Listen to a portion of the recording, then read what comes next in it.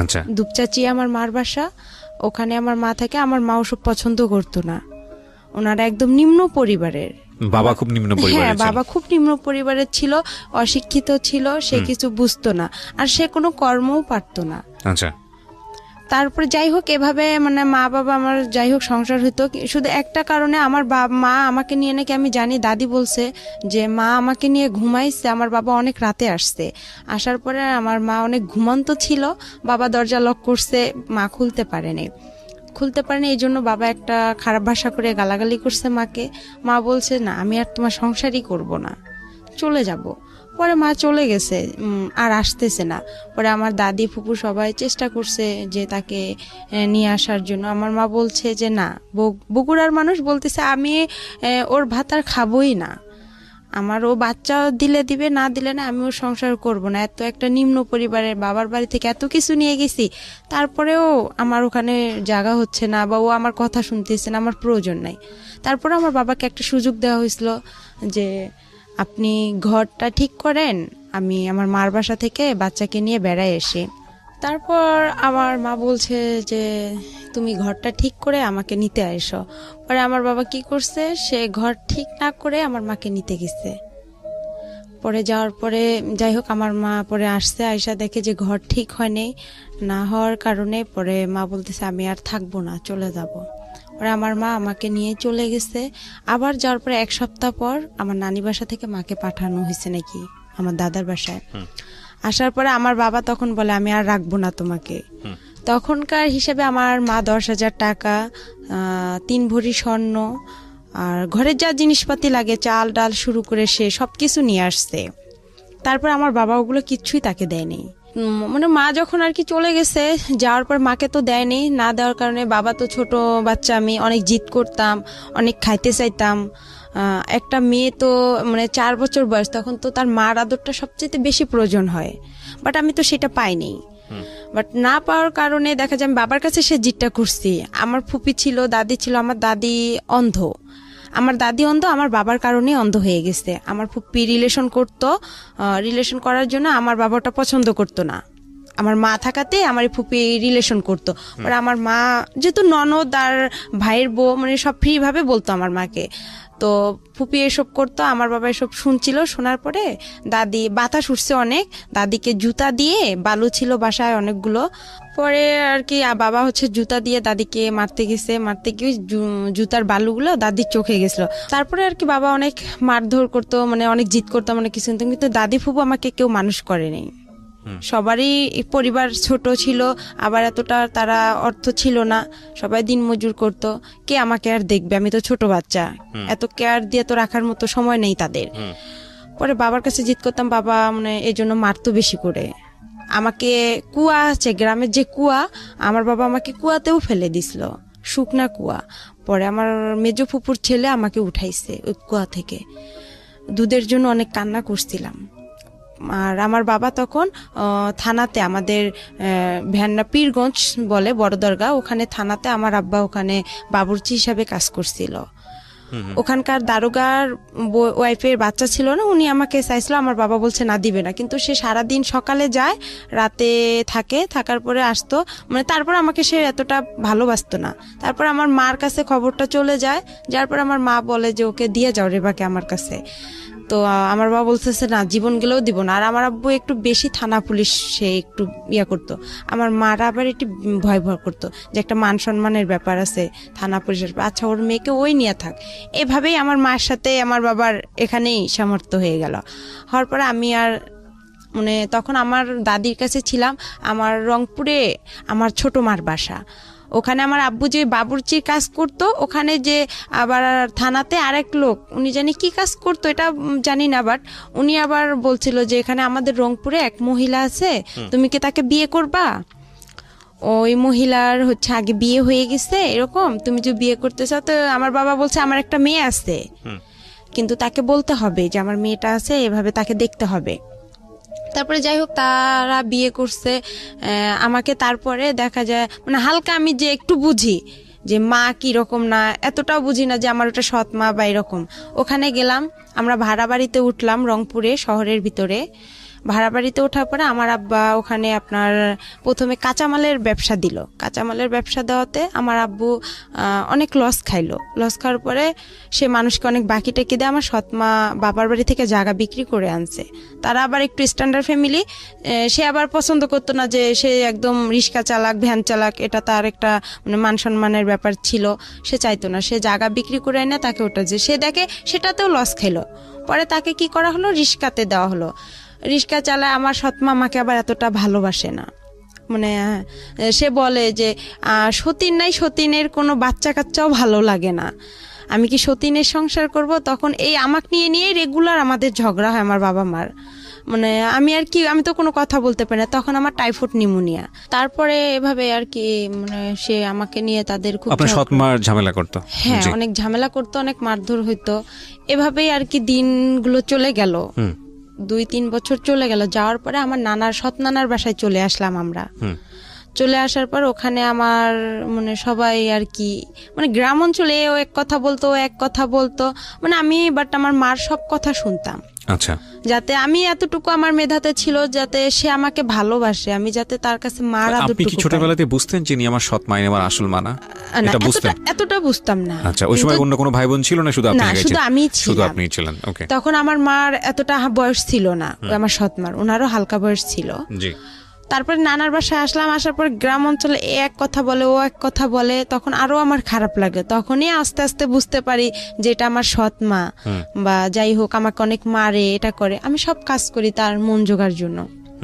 না, এখানে একটা আমার ভাই হয় শহরে, আমার একটা ভাই, ওই আমার সৎ মার ছেলে হয়, ওই ছেলেকে শহরে তখন আমি সম্পূর্ণ দেখাশোনা করি। কিন্তু ওর যখন আমার মার গর্ভে থেকে হয়েছে তখন থেকে ওর আমি যে হাগু মুতু করে যে কাপড়গুলো আমি সম্পূর্ণ ধুয়ে দিছি, আমার সৎমাকে কিন্তু কিছু করতে দেয়নি। যাই হোক, ঠিক আছে, হ্যাঁ বলেন। তারপরে এখান থেকে আমরা চলে আসলাম আমার নানার বাসায়, শেখপাড়া, আমাদের রংপুরে শেখপাড়া। যখন আসলাম, আসার পরে ওখানে বড় হলাম আস্তে আস্তে। ওখানে আমাকে স্কুল ভর্তি করে দেওয়া হলো, প্রাইমারি স্কুলে। ওখান থেকে আমি মানে 3-তে যখন উঠলাম তখন আমার বাবা কি করলো, আমার মার সাথে রেগুলার ঝগড়া হয়। আমার বাবা আবার সৎ মা, তারপরে ওনার যে ফ্যামিলি আত্মীয় স্বজন গুলো আছে তাদের সঙ্গে কথা বলে না। আবার যদি আমি একটু কথা বলি, দেখা যাচ্ছে আমার আব্বু মানে হাতের কাছে লাঠি পাবো বা যা দা বটি যেটা পাবে সেটা দিয়ে আমাকে মার শুরু করবে। আচ্ছা। আবার আমার মা কথা বলে ওনার সাথে অশান্তি শুরু করতো। মানে আপনি কার সাথে কথা বললে অশান্তি শুরু করতো? সেটা হচ্ছে আমার সৎ মার যে ফ্যামিলির যে কেউ হোক, তাদের সঙ্গে কথা বললেই সমস্যাটা? হ্যাঁ, সমস্যা করতো উনি। আমার মাও যদি কথা বললো তাও সমস্যা করতো আমার বাবা। আচ্ছা। এভাবেই দিনগুলো গেল। যখন আমি 3-তে উঠলাম, 3-তে ওঠার পরে আমার বাবা কি করলো, আমার মা ভ্যান কিনে দিল আমার বাবাকে। তখন আমার ছোট মামা, উনি আবার স্কুলের মাস্টার, হাই স্কুলের। তখন উনি বলতেছে যে এরকম আমাদের একটা মান সম্মানের ব্যাপার আছে, ও যে ভ্যান চালাবে এটা কিরকম দেখায়, এটা কিভাবে হয়। পরে আমার মা বুঝায় বলছে, আমার নানাকেও জায়গা বিক্রি করতে দিবে না আমাকে, যে তুই কি ওর পিছনে সব শেষ করবি নাকি, তোর ভবিষ্যৎ আছে না। তারপরে মা বলতেছে আচ্ছা দেখি আর একবার। সে তখন কি করলো, ভ্যানটা কয়েকদিন চালার পরে বাসায় খুব ঝগড়া শুরু করে দিল। আর আমার ছোট মার মুখের ভাষা অনেক খারাপ ছিল। আচ্ছা। মানে অনেক রং কথা বলে গালাগালি করতো, আমার বাবাও অনেক রং কথা বলে গালাগালি করতো, আমার খুব খারাপ লাগতো। আমি যদি ওখানে কথা বলতাম, দেখা যেত আমার বাবা আমার মার সাথে কিছু না করতে পেয়ে আমাকে সে দেখা যায় খুব মারধর করতো, এমন মারতো যে আমার শরীর ফেটে রক্ত বের হতো। আবার দেখা যেত আমাকে রশি দিয়ে সে হাত পাও বেঁধে রাখতো, বেঁধে ঘরে বন্দি করে রাখতো। তারপরে এভাবে মারার পরে যাই হোক, সেদিন ও রাতে বাসায় কোনো খাবার দাবার কিছু আনে নেই, চাল ডাল কোনো তরকারি আনে নেই। আমার ভাইটাও ছোট। তারপরে ও একটু হাঁটে আস্তে আস্তে, ওরও মনে হয় 3 বছর কি 4 বছর। তখন বাবা কি করলো, আমি 3-তে উঠলাম, আমার ফাইনাল পরীক্ষা দিতে হবে। পরে আমার বাবা কি করলো, ভ্যানটা নিয়ে আমার দাদার বাসায় চলে আসলো, ভ্যান্ডাবাড়িতে চলে এসে আমার বাবা 2-3 দিন ওখানে থাকার পরে ভ্যান বিক্রি করে দিছে।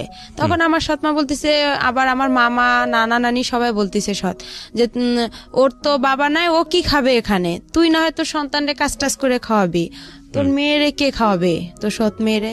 পরে আমাকে ও বলতেছে তুমি তোমার বাবার কাছে চলে যাও, কি করবো। পরে আমি যাই হোক, আমার কাছে জানি কয়েকটা টাকা ছিল, ওখান থেকে 30 টাকা কি 25 টাকা তখন বাস ভাড়া লাগে। আমি মডার্নে আসলাম, এসে ওখান থেকে বললাম যে আমি এখানে ভেন্ডাবাড়িতে যাব, পরে এত টাকা আছে। পরে ওভাবে আমি খুব রিকোয়েস্ট করলাম ড্রাইভারকে যে আঙ্কেল আমি তো অনেক ছোট মানুষ, দেখেন আমি এখানে কোথায় হারায় যাব, আমার বাবার কাছে আমাকে নিয়ে যান, আমার এরকম সমস্যা। তাকে আমি বিস্তারিত বললাম, সে বলতেছে আচ্ছা আমি চিনি তোমার বাবাকে। আচ্ছা, পরে আমাকে নামাই দিল আমার আবার রাস্তার সঙ্গে আমাদের বাসা, আমার বড় ফুপির বাসা, মেজ ফুপির বাসা। আমি নামলাম, নাইমা কান্না শুরু করে দিছি। আমি সকাল থেকে কিছু খাইনি অনাহারে, আবার আমার পরীক্ষা। আর তারপরে আমি বললাম যে আমার তো এরকম পরীক্ষা, আমার পরীক্ষা পরে দেওয়া হলো না, পরে বাবার সঙ্গেও দেখা হলো না। না দেখা হওয়ার কারণে পরে বাবা মানে সন্ধ্যার দিকে বাবার সাথে দেখা হলো যে আপনি আমাকে ছেড়ে আসছেন কেন। তারপরে বললাম যে আমি কি খাবো, ওখানে তো আমাকে বের করেছে, কয় তুমি তো তোমার সৎ মায়ের কথা মতন চলো, ইয়া করো, তো ওখানেই থাকতা, এখানে আসছো কেন? বাবা বলছে এটা? হ্যাঁ। তো আমি বলতেছি বাবা তখন কোথায় ছিল? বাবা তখন দাদার বাসায় ছিল। আচ্ছা। তখন আমি বললাম যে আমি ওখান থেকে কি করব, ওরা সবাই আমাকে এই কথা বলতিছে। পরে ওখানে থাকলাম। কোন ক্লাসে পড়েন তখন? তখন আমি 3-তে। ক্লাস 3-তে, ওকে। তারপরে বাবা ওখানে কয়েক মাস থাকার পরে দেখা যায় আবার আমরা কি করলাম, বাবার আর মানে ভ্যানটা বিক্রি করে খাওয়া আর তো কিছু নাই তার, সে বিক্রি করে খাবে। আমার দাদি তো অন্ধ, তারও কিছু জিনিস ছিল, সেগুলোও সে দেখা যায় কিছু টাকা ছিল তার বয়স্ক ভাতা, এগুলাও সে মানে ঘরে চাল ডাল ছিল, বস্তা ছিল, চালের ধান ছিল, এগুলো সম্পূর্ণ খাওয়ার পরে আমার দাদিকে আর দেখতে পারে না। আমার দাদি কিন্তু অন্ধ। যাই হোক, এটা হওয়ার পরে বাবা কিছুদিন পর আমাকে নিয়ে আবার রংপুরে চলে গেল, শহরে লালবাগে কারমাইকেল কলেজের অপোজিট সাইডে, ওখানে আবার বাসা ভাড়া থাকে। ওখানে আমরা বড় একটা রুম নিলাম ছোট দেখে, আমার বাবা ওখানে রিক্সা নিল। পরে ওই আমার যে নানার বাড়ি, সৎ নানার বাসা, ওখান থেকে কিছু মামারা যাওয়া আসা করে, কাঁচামালের ব্যবসা আপনার সিও বাজারে, পৌর বাজারে তারা যায়, তাদেরকে আমি দেখি, বলে যে ওই যে রেবা, খালেদার মেয়ে, আমার সৎমার নাম ছিল খালেদা, বলে খালেদার মেয়ে। পরে এই কথা বলার পরে তা আমি বলতাম মামা আমরা তো এখানে আসছি, এরকম বিষয় দেখেন মা আর আব্বুকে আবার একসঙ্গে করা যায় নাকি। পরে আমি আবার অসুস্থ হইলাম। অসুস্থ হওয়ার পরে আমার বাবাকে বললাম যে আপনি কাউরে না কাউরে ধরেন, আবার ওখানে যাইতে হবে, আমার পরীক্ষা দিতে হবে। 1 মাস পরে কিন্তু আমরা আসছিলাম এখানে। পরে 1 মাস পরে আবার কি হলো, 1 মাস থাকলাম শহরে ভাড়া বাসায়, আমার আব্বা রিক্সা চালাইলো। পরে আমার আব্বু এর হাত ধরে, ওর পা ধরে, যে ভাই আপনি একটু চেষ্টা করেন, দেখেন কি করা যায় না যায়। এভাবে মনে করেন আমার আব্বু একটু একটু করে আগাইলো। আগার পরে আমার মা আবার তাকে নিল। আচ্ছা। আবার নেওয়ার পরে সে আবার ওখানে গেল, যার পরে তাকে বলা হলো যে আপনি ওদের সাথে কি কথা বলতে দিবেন, যারা আমার বাবাকে আমার মার সাথে যোগাযোগ করে দিচ্ছে তারা বলতেছে যে তুমি কি পারবা খালেদার বাবার মার সাথে কথা বলতে দিবা? তো বলতেছে হ্যাঁ আমি সব করব, আমি স্টামের উপর বনসই করব। এভাবে আমরা ওখানে আবার গেলাম। আমি 3-তে পরীক্ষাটা দিতে পারলাম, ফাইনাল পরীক্ষাটা। ম্যাডামরা বলতেছে যে তুমি এরকম করো, স্কুলে আসো না, এভাবে তো হয় না কারো একটা ক্লাস, আর তুমি এভাবে পারবাও না পড়তে, এটা সম্ভব? পরে আমার বাবা মাকে দুজনকেই ডাকছে যে ওকে আপনারা তো প্রাইভেট দেন না, কিছু দেন না।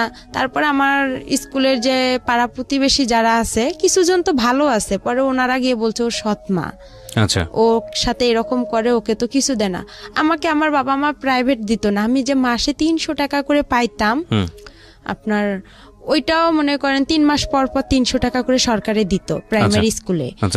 ওখান থেকে ওই টাকাটা কি করতো আমার বাবা মা খরচ করতো। আবার দেখা যাচ্ছে ও অনেকে পায়, অনেকের মা কি করতো একটা জামা কিনে দিত, একটা নাকে ফুল কিনে দিত। আমারও খুব ইচ্ছা হইতো যে আমি একটা নাকের ফুল নিব বা একটা জামা নিব, মানে খুব কষ্ট লাগতো, কিন্তু আমি বলতাম না ভয়ে, যে আমি যদি আবার এরকম করে আমাকে নিয়ে যদি আবার চলে যায়, আমার পড়াশোনাটা এখানে আবার মিস হয়ে যাবে, আমি তখন কি করব, মানে চিন্তা করতাম। এভাবে হইতে হইতে আমার বাবা ফোরে উঠে আবার এরকম শুরু করে দিল। আবার একটা ভ্যান কিনে দিল আমার মা লোন করে কিস্তিতে, ওই ভ্যানটা নিয়ে আবার আমার বাবা এরকম চলে গেল। কিছুদিন পর চলে যাওয়ার পরে দেখা যাচ্ছে আর আমার মা নিচ্ছে না। তখন আমি আরো একটু বড় হয়ে গেলাম, হালকা একটু সাবাল্য হলাম, একটু বুঝতে পারলাম। পরে যাই হোক এভাবে হইতে হইতে মনে করেন প্রায় 2-3 মাস হয়ে গেল। আমি ফাইনাল পরীক্ষা দিলাম, আমি কোন রকম পাশ করছি, এটাকে পাশ বলে না। তারপরে ম্যাডামেরা আমাকে উঠাই দিল। আমি কি করলাম, আমি তো পড়াশোনা করিনি, আমি কি করলাম, আমার পাশে আমার এক বান্ধবী ছিল রিপা, আশামণি, ওদেরকে দেখতে চাইতাম। ওরা লিখতো পরীক্ষার খাতা, আমি ওদের একটু উকি মেরে দেখতাম, কিন্তু ওরা আমাকে দেখাইতো না, যে ওরাও তো নাম্বার কম পাবে। ওরা দেখাইতো না। আমি কি করে পরে এর কাছে যাই, একটু শূন্য স্থান টিক চিহ্ন ম্যাডামকে বলি যে ম্যাডাম দেখেন একটু আমাকে দেন, আমি তো পরীক্ষা এরকম পড়তে পারিনি, আর বাবাও তো নিয়ে গেছে আমাকে ওদিকে, আর আমাদের সংসারে এমনি অনেক ঝগড়াঝাটি, আমাকে ফোরে উঠতেই হবে। পরে ম্যাডামও যাই হোক বলে দিত, পরে বলতো আচ্ছা রে বা ঠিক আছে, ম্যাডাম শূন্য স্থান টিক চিহ্ন আমার সম্পূর্ণ বলে দিত, কাউকে বলে দিত না, আমাকে বলে দিত, আবার ছোট প্রশ্নগুলোও বলে দিত, লেখেও দিত। উনি আমাকে অনেক হেল্প করছে ম্যাডামেরা। এভাবে ফোরে ওঠার পরে আবার উনি ওইরকম করলো, আবার আমার টেস্ট পরীক্ষা শুরু হইলো ফোরে। হওয়ার পরে আবার আমার বাবা আমাকে নিয়ে গেল 2টা পরীক্ষা নাই দিতে, বাংলা ইংরেজি দিছি, তারপরে উনি আমাকে নিয়ে এভাবে চলে গেল। যাওয়ার পরে আবার কিছুদিন ভ্যান বিক্রি করে খেয়ে আবার ওই রকম বসেছিল। পরে আমার বাবা ঢাকায় আসছিল রাজমিস্ত্রির কাজ করার জন্য, আর আমাকে থুয়ে আসছিল আমার ফুপুর কাছে। ওখানে আমার ফুপুর কাছে আমি থাকি, তাদের ওখানে খাবার নাই দাবার নাই, কেউ আমাকে ভালোবাসে না, বলে তোমার বাবা নাই মা নাই টাকা পয়সা নাই, আমরাই তো দিন মজুর করে খাই, তোমাকে কি খাওয়াবো। পরে যাই হোক আমি দেখা যায় ছোট মানুষ, এর ওখানে আমাকে ডাকে, ও বলে যে তুমি এটা কাজ করো তাহলে তোমাকে আমি খাইতে দিব। আমি যে যেটা বলতো তার সেটাই কথা শুনতাম, তখন আমি খাইতে পারতাম।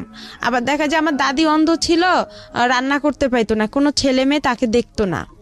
দেখা যায় পাশের বাড়ি থেকে তার চাচাতো ভাইয়ের বউ আছে বা এরকম আত্মীয় স্বজন, তাদেরকে দেখা যায় খাবার দিয়ে যেত দাদিকে। ওই খাবার ওখান থেকে আমার দাদি আবার কি করতো, উনি একটু খাইতো, আমাকে ডাকতো রে ভাই, আমি আবার দৌড়ে এসে খেয়ে নিতাম। বুঝতাম না যে দাদি কতটুকু খাইলো না খাইলো, পেট ভরলো কি না ভরলো।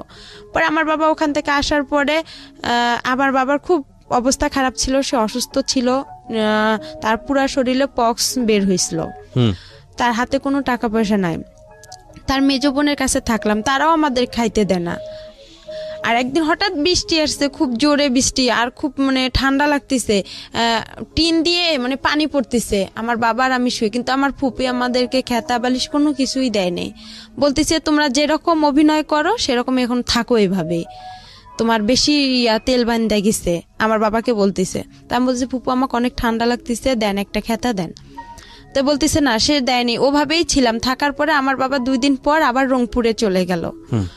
রংপুরে যাওয়ার পরে আবার ওভাবেই সে এর হাত ধরে, ওর পা ধরে ধরে আমার সৎমার কাছে গেল।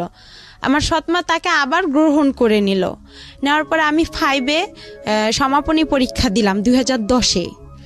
দেওয়ার পরে কেউ পরীক্ষা দিতে দিবে না আমাকে, কয় ও পারবে না। আমার মা মানে প্রতিবেশী মামিরা ছিল যারা আমার স্কুলের ফ্রেন্ডগুলো, ওরাও বলতো যে না ও পরীক্ষা দিতে পারবে না। ম্যাডামও বলতো যে না রেবা তোমার আর সম্ভব না, কেন এটা সমাপনী পরীক্ষা, এখানে ফাজলামি করার জায়গা না, আর তুমি পারবা না, তোমার কোচিং নাই, প্রাইভেট নাই, কিছু নাই, তুমি কিচ্ছুই পারবা না। পরে আমি সবার কথা অমান্য করে আমি বলছি না আমি পরীক্ষা দিবই, আমি পাইলে পাবো না পাইলে নাই, এটা আমার কোনো দেখার বিষয় নাই। তারপরে আমার সৎমাও দিবে না। এখন আমার পরীক্ষাটা হচ্ছে আমার বাসা থেকে অনেক দূরে, এখন আমাকে সকালবেলা কে রেখে আসবে, রাখার লোকও নাই। পরে আমি মানে এতটা পড়তেও পারি না, গাইড নাই, কিভাবে পড়বো। যাই হোক একটু করে মানে যতটুকুই পড়ছি, আল্লাহ আমার পাশে ছিল বিধায় আমি মনে হয় পরীক্ষাটা দিতে পারছি, পাশও করছিলাম। কোন ক্লাসে? 5-এ। ক্লাস 5? হ্যাঁ 5-এ 2010-এ। পরে আমার একটা মামাতো ভাই আমাকে রেগুলার রেখে আসতো সকালবেলা, আর আসার সময় আমি হেঁটে আসতাম, বান্ধবীদের সাথে হেঁটে আসতাম, ওখানে একটা ছেলের সঙ্গেও আসতাম। ওই ছেলেটাকে আমার প্রথম 5-এ ওকে পছন্দ হয়েছিল, ওর নাম হেলাল ছিল, ওর বাসা আমাদের ওখানে পানবাড়িতে। ওকে খুব আমি পছন্দ করছিলাম, কিন্তু ও বুঝতো না যে আমি ওকে কতটা পছন্দ করি, আর আমিও বুঝতাম না যে প্রেম কি জিনিস, কিন্তু ভালো লাগতো ওকে। কোন ছেলেটাকে? এটা হেলাল, ওর নাম হচ্ছে হেলাল। আমাদের স্কুলের না, ও অন্য স্কুল থেকে আর কি পরীক্ষা দিতে গেছিলাম আমরা। আচ্ছা, ও একই ক্লাসে ছিল? হ্যাঁ একই ক্লাসে, সমাপনী পরীক্ষা দিতে গেছিলাম। তখন তো অন্য স্কুল থেকে দেখা যায় যে একটা বোর্ডে আমরা সবাই পরীক্ষা দিছি। পরে ও আমাদের ক্লাসেই বসতো, আমার পাশে 2 জন ছেলে ছিল, আমি মাঝখানে ছিলাম। পরে ওদের দেখছি, আমি নিজেও কিছু বাসায় পড়ছিলাম, ওগুলা দেখে আমি পরীক্ষা দিছিলাম। পরে ওই ছেলেটাকে খুব পছন্দ হয়েছিল, মনে হয় ওর সাইকেলে আমি একদিন আসছিলাম, আর বাকি দিনগুলো আমি হেঁটে হেঁটেই আসছি। আর তখন খুব কষ্ট লাগতো, আর আমি মানে অনেক কিছু খাইতে ইচ্ছা করছিল, যে পরীক্ষা দিতে আসছি আমি কিছু খাই, বা অনেকে তো খাইতেছে, আমার সেরকম টাকা ছিল না। বাবা চুরি করে আমাকে যে টাকাটা দিছিল আমি ওই টাকাটা খাইতাম না, যে টাকাটা আমি জমায় হয়। আমার আবার একটু চুল বড় ছিল, আর আমি সাজগোজ খুব পছন্দ করি। আর আগে আমি একটু চাইতাম যে আমি মানে একটা লং জামা পরবো না, একটু শর্ট জামা পরবো, একটু ভালো জামা পরবো, কম দামি পরবো না, ভালো পরবো, টাকা একটু বেশি লোক, টাকাগুলো জড়ায় জড়ায় দেখা যেত আমি একটু মেরিল কিনতাম বা একটা টিপের পাতা কিনতাম বা একটা চুড়ি কিনতাম, এরকম কিছু কিনতাম, একটু শ্যাম্পু কিনতাম। এভাবে আমি টাকাগুলো খরচ করতাম না, জড়ায় জড়ায় রেখে দিতাম আমার কাছে।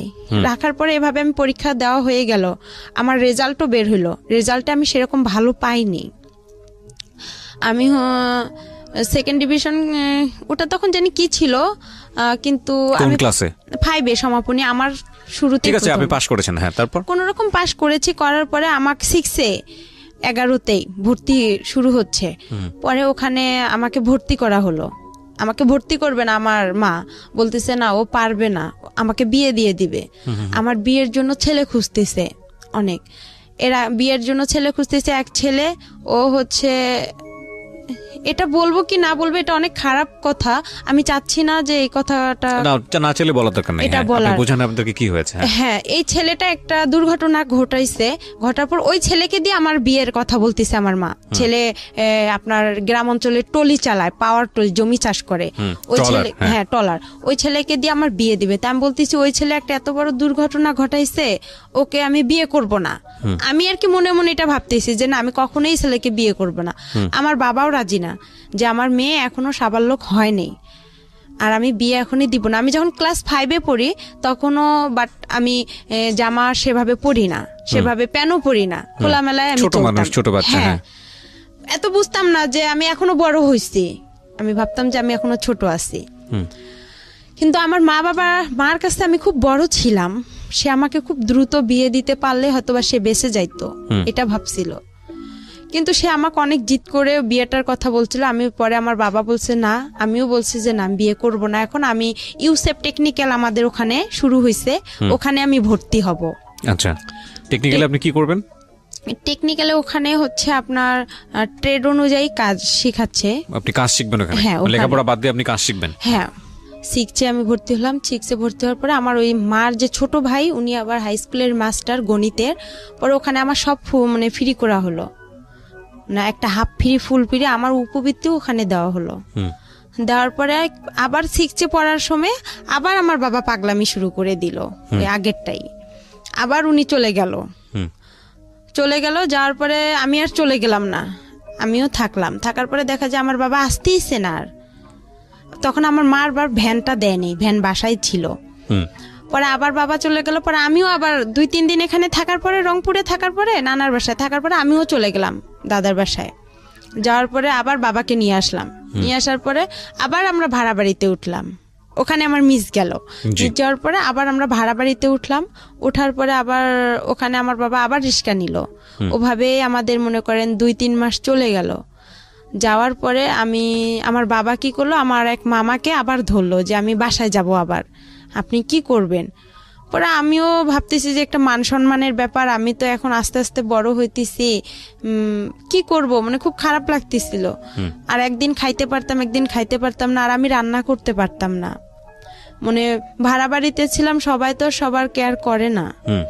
পরে যাই হোক, এভাবে দিনগুলো গেল। যাওয়ার পরে ভাত রান্না করতাম, আপনার মাটির যে পাত্র আছে ওটাতেও তরকারি রান্না করতাম, ওটাতেও ভাত রান্না করতাম। কিন্তু গ্যাস ছিল না আমাদের রংপুরে, এখনো গ্যাস হয়নি। আচ্ছা, তো তখন আবার কি ছিল, একগুলো লম্বা লম্বা কাঠ ছিল, ওগুলো গোল করে কেটতে হয়, কাইটটা আবার আপনার কেরোসিন তেল দিয়ে ধরাইতে হয়। আমি খুব কষ্ট করে ধরাইতাম। আর একদিন রান্না করতে গেছি মাটির পাতিলে মুরগির গোস্ত, পরে দেখি মাটির পাতিল ভেঙে সব পড়ে গেছে চুলার নিচে। ওগুলো আপনি কি রান্না করেন নিজের জন্য খাওয়ার জন্য? হ্যাঁ, নিজে বাবার জন্য আর আমার জন্য খাবার। এখন হোটেল থেকে খাবার খাওয়া তো আর পোষাইতো না। বাবা যে ইনকাম করতো সেই ইনকামে দেখা যায় রিস্কার যে আপনার যে ভাড়াটা ওখানে মানে ইনকাম করে নাকি রাতে আবার একটা জমা দিতে হয়, সে জমাটা যদি এখন দেয় তাহলে আমাদের আর খাবারের টাকা থাকতো না। আমার বাবা যে এদিকে যাওয়ার জন্য এর কাছে যাইতো, ওর কাছে যাইতো, দেখা যায় সে সময় পাইতো না, যে ইনকামটা করতো জমাটাই দিতে পারতো না, তাহলে কিভাবে খাবো?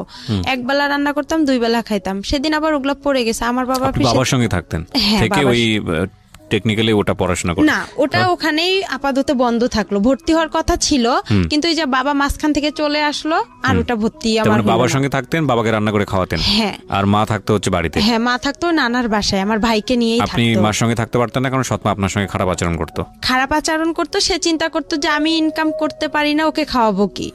আমার আচ্ছা। তো ছেলে আছে, তাকে তো খাওয়াইতে হবে। ওকে, আপনার বাবা খরচ দিত না আপনার সৎ মাকে? না, সে খরচ দিত না, টোটালি বন্ধ ছিল।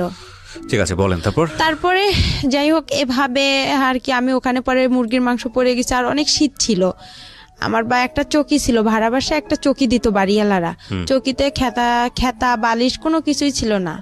পরে যে আমাদের রংপুরের অঞ্চলের ভাষায় বলে যে আপনার পল, যেটা খ্যার, ওই খ্যার কি করলো আমার বাবা কিনে আনলো, আয়নার নিচে বিছাই দিল।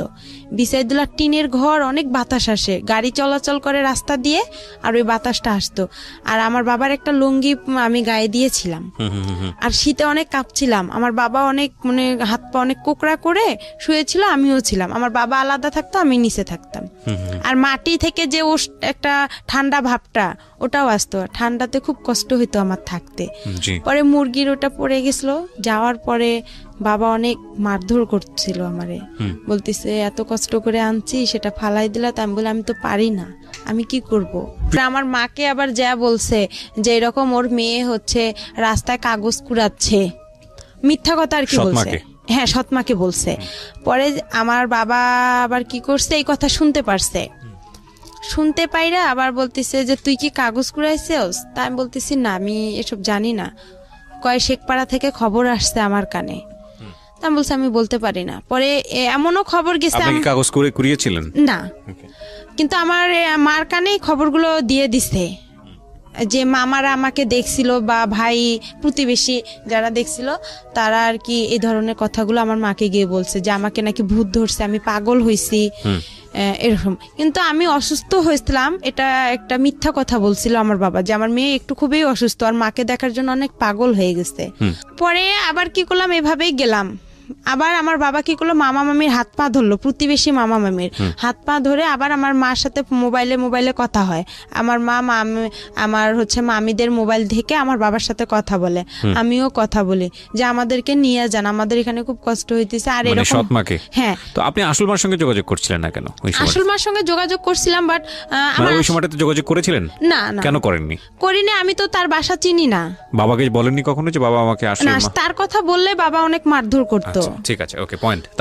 তারপরে এভাবেই হচ্ছে আবার গেলাম, ওখানে যাওয়ার পরে বিচার সালিশ বসলো। আমার বাবা আবার আমাকে শিখাই দিছিল যে তুমি ভূতের অভিনয় করবা। পরে আমি আবার কি করলাম, যে আমার মাথা ভারী হয়ে গেছে, আমার খুব খারাপ লাগতেছে, হাত পা জ্বলাজ্বলি করতেছে। মানে আমাকে বলতেছে যে তুমি এরকম করলে তোমার মা তোমাকে ওখানে রাখবে, আমাকেও রাখবে। আচ্ছা। পরে আর কি যাই হোক আমি বলতেছি আমার হাত পা, আমাকে যেভাবে আর কি আমার বাবা বলছিল যে তুমি এভাবে বলবা যে আমার মাথা ঘুরাইতেছে, আমার খারাপ লাগতেছে, তখন আমি এভাবেই বলছি। বলার পরে আমার কি করলো, আমার মামা বলতেছে তাহলে ডক্টর ডাকি, তাহলে ওই যে আমার আবার সৎ না, উনি আবার কবিরাজ ছিল, বলতেছে ওনাকে ডাকি। পরে উনি যাই হোক ডাইকা গা ঝাইরা দিছে। আমি আর পাইতেছি না যে আমি আর কি বলবো না, আর এসব করাটাও ঠিক না, আমি মনে মনে চিন্তা করতেছি। পরে আমি পানি টানি খেয়ে একদম ফুল রেস্ট নিলাম। পরে দেখতেছি ওরা সবাই মিলে যাই হোক আমার মা আর বাবাকে একসঙ্গে করে দিল। দেওয়ার পরে ওখানে থাকার পরে 2-1 মাস হয়ে গেল। হওয়ার পরে আবার আমি 6-এ ক্লাস করতেছিলাম। তখন আমার ছোট মা বলতেছে যে এরকম করাটা কি ঠিক? পরে আমার তো কোচিং নাই, 6-এ সবাই ভর্তি হয়ে আপনার গণিত, ইংলিশ সেকেন্ড পার্ট, এগুলোর বিজ্ঞান, এগুলোর কোচিং করে। তখন ওরা সবাই বলতেছে কিরে রে বা তুই মিঠু স্যারের কাছে ইংরেজি পড়বি? তখন আমি বাসায় এসে বললাম যে এরকম প্রাইভেট দিতে হবে, তো আমারে কোচিং করতে হবে, না হলে স্যারেরা অনেক বকাবকি করে। পরে আমার ছোট মামা, আলমগীর মামা, আমাদের ক্লাস নিল, প্রথম ক্লাস গণিত। সেদিন উনি অঙ্ক দিছে, আমি অঙ্ক পারিনি। না পারার কারণে আমার মামা আমাকে 2 হাতে মানে একটা বড় বাঁশের লাঠি দিয়ে আমার 2 হাতে 6টা কি 5টা মারছে, অনেক জোরে জোরে। ক্লাস 6-এর ঘটনা? হ্যাঁ, ক্লাস 6-এর ঘটনা। কেন পারোনি? পরে আমি টেনশন, বাসায় আসলাম, আইসা খারাপ লাগলো যে আপন মামা হলে কি পারতো সে আমাকে মারতে? সে তো জানে যে আমাদের ফ্যামিলির অবস্থাটা কি, আর আমি তো কোচিং করতে পারবো না, আমার তো সেরকম সামর্থ্য নাই, আর আমি কোনো স্যারের কাছেও যা বলতে পারবো না। কিন্তু আমার মামার এখানে আরো একটা ভুল হয়েছে, সে বুঝতে পারছিল যে তার বোনের এতটা সমস্যা, আমার বাবার অবস্থা খারাপ, তার একটা উচিত ছিল যে তার সবগুলো স্যারদের সঙ্গে কথা বলে আমাকে সব হাফ ফুল মানে ফ্রি করে দিছে, স্কুলের যে বেতন মাইনাগুলো দেওয়া লাগবে না, উপবৃত্তি করে দিছে। তার একটা উচিত ছিল যে একটা এরকম অসহায় মেয়ে সবাই থেকেও না থাকা, তাকে আমরা একটু যদি কোচিং দেই, সব স্যারেরা মিলে সবাই যদি একটু হেল্প করতাম, তাহলে আজকে হয়তো বা আমার জীবনটা আরো বেশি ভালো হতো। তারপরে এভাবে আমি আবার কি করলাম, যে দেখি কোচিং টুচিং পাইতেছি না, পরীক্ষাও দিতে পাইতেছি না। পরে আমি কি করলাম, ওই যে আপনার টেকনিক্যালে ভর্তি হওয়ার জন্য আমি বাসা থেকে মাকে চাপ দিলাম। আচ্ছা। পরে আমার কাছে কিছু টাকা ছিল, আমার দাদিও কিছু টাকা দিছিল, ওই দিয়ে আমি 2টা মুরগি কিনছিলাম বাসায়। মুরগি কেনার পরে আমার আবার যে বয়সটা, এই বয়সে আবার আমার জন্ম নিয়ন্ত্রণের কার্ড হবে না, জন্ম নিবন্ধন। হ্যাঁ, জন্ম নিবন্ধন, ওটা কার্ড হবে না। না হওয়ার কারণে এখন ওখানেও তো আমাকে ভর্তি নিবে না। ওখানে যে আপুগুলো পড়ছে ওদের সাথে আমি যোগাযোগ করছি যে আপু আমিও টেকনিক্যালে ভর্তি হব। পরে আমি গেলাম, আমাকে স্যারেরা বলতেছে তুমি অনেক ছোট, তোমার বয়স নাই, তোমাকে এখানে নেওয়া যাবে না। আর এখানে আমরা সাধারণত নেই 13 থেকে 14 বছরের মেয়েদেরকে, তোমার তো সে বয়সটা এখনো হয়নি, কিন্তু কথাই বলতে পারবে না। পরে আমি বললাম স্যার আপনারা তারপরে দেখেন না, এখানে তো গরিব অসহায় মেয়েদেরকে বেশিরভাগ নেওয়া হয়, যাদের পরিবার খারাপ। তারপর আমি বললাম যে আপনি আমার বাসায় যায়েন, যাওয়ার পরে দেখেন। পরে সেদিন গেলাম, নিল না আমাকে। তারপরে আবার আমি বাসায় আসলাম, আসার পরে মাকে বললাম যে আমাকে তো নিতেছে না। পরে আমার মামা, যে ছোট মামা গণিত মাস্টার, ওনার সঙ্গে আবার আমাদের হচ্ছে ওখানকার একজন ভালো ব্যক্তি, উনি খুব প্রভাবশালী লোক, ওনার সাথে আবার আমার মামার খুব ভালো একটা সম্পর্ক। পরে আমার মা কি করলো, ওনাকে বললো, ওনার দ্বারাই আবার কি করলো, ওনাকে বললো যে আমার ভাগ্নিটা এরকম টেকনিক্যালে ভর্তি হতে চাচ্ছে, ফ্যামিলি এরকম, একটু আপনি চেষ্টা করে দেখেন। উনি আবার হচ্ছে আমি যে প্রাইমারি স্কুলে পড়ছি ওই ম্যাডামের হাজবেন্ড। ও পরে এখন হচ্ছে আমার ম্যাডামও বলছে যে, ম্যাডামের বাসায় 2-3 দিন গেছিলাম, যাওয়ার পরে ম্যাডামকে বলছে যে আমার ম্যাডাম এরকম অবস্থা, আপনি তো সব কিছুই জানেন। ম্যাডামরাও সবাই জানতো যে আমার ফ্যামিলিটা এরকম। জানার পরে যাই হোক, ম্যাডাম কি করছে, আবার ওনার হাজবেন্ডকে বলছে, রেবাকে দেখো একটু চেষ্টা করে টেকনিক্যালে ভর্তি করে দেওয়া যায় নাকি। পরে স্যার উনি আবার গেল, যাওয়ার পরে স্যারের সঙ্গে কথা বললো ইউসেফ টেকনিক্যালে। বলার পরে স্যার বলতেছে আচ্ছা ঠিক আছে, আমরা দেখবো, আমরা আগে বাড়ি দেখবো, উনি বড় লোক না কিরকম, আপনাদের কথায় তো এখানে বিশ্বাস হবে না, আমরা নিজে গিয়ে যাচাই করে তারপরে নিব, আর উনি তো অনেক ছোট। তো বলতেছে একটু দেখেন, চেষ্টা করে নেওয়া যায় নাকি। পরে এভাবে ওনারা আসলো, আসার পরে আমার বাসায় আমার এক খালা ছিল প্রতিবেশীও, পরে বলতেছে রেবাদের বাসা কোনটা। পরে আমি ওখানে আবার নাম চেঞ্জ করছিলাম, আমার নাম হচ্ছে আবার রেবা, 2 জন ছিলাম আমরা, থাকার কারণে নামটা হচ্ছে, আমার সাথে আরেকটা আপু ছিল, উনি আবার বলতেছে তুমি এত অসহায়, তো তোমার নামটা একা দিয়ে দেই। তা আমি আর এতটা বুঝি না, আমি বলছি আচ্ছা আপনাদের যেটা ভালো হয়। আর আমি আবার সবসময় বেশি এটা বুঝি যে আমাকে যে ভালো, মানে আমার একটা কোনো কিছু পছন্দ হলো অন্যের উপর আমি বেশি নির্ভর করি, আমি নিজের উপর নির্ভর করি না, যে অন্য তো আমার জন্য ভালোই বোঝে, আমার ভালোটা তো আমি কি আর বুঝবো। পরে ওই নামটা দিলাম, পরে আয়সা বললো একা বলছে, পরে চেনে নে, বলছে একা আক্তার রেবার বাসা কোনটা, পরে রেবার বাসা বাবা ইকরামুল, মা খালাদা। বলার পরে আমার খালা বলতেছে ওইটা, ওর বাবা কি করে। আমি আবার তখন কি করছিলাম, মানুষের বাসায়, আমার মামার বাসায় ভুট্টা যে ছিলে, ওই ভুট্টা ছিলতে বসছি বৃষ্টির দিন। পরে আমার খালা পরে ডাকতেছে, বলতেছে রেবা তোর বাসায় এরকম, রেবা রেবা করে চিল্লাচ্ছে। পরে স্যার নাকি বলতেছে যে ওকে ডাকতে হবে না, ওর বাসা কোনটা দেখাই দেন। পরে বলতেছে এইটা, বলতেছে আপনি কি সত্যি কথা বলতেছেন, বলতেছে হ্যাঁ।